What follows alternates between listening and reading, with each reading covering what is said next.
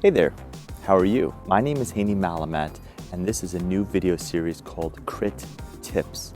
The point of the videos here are to give you some hacks that you can use in your everyday life, whether you're working in the emergency room, the critical care unit, in the OR, just some simple tips and tricks that you can use to make your workflow easier. Because I mean, let's face it, I'm old.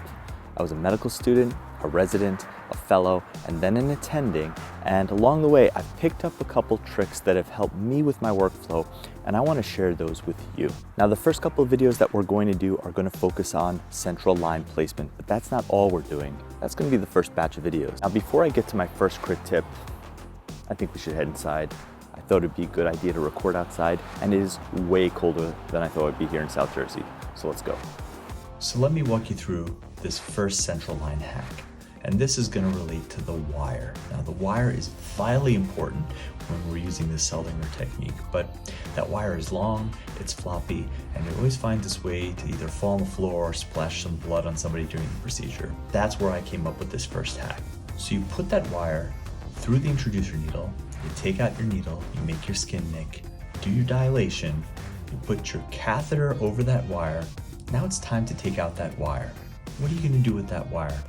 Rather than just backing out that wire and leaving it on the field, why don't you pick up that plastic container that was used to deploy the wire and just put the wire back into that casing.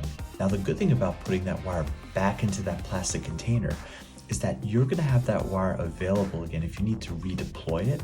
But even if the central line was successful on the first pass, now you have the wire perfectly contained within this container that it's easy to dispose of and drop into your sharps container. So this is just a very simple way of dealing with that long floppy wire so it doesn't fall off your field or swing some blood around or just mostly just janky and annoying to deal with.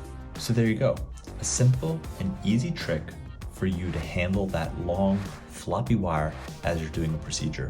Give it a try in your next central line. Tell me what you think in the comments below. I hope to see you again very soon for another crit tips. And I just realized I'm super lame wearing sunglasses in the house. See you next time.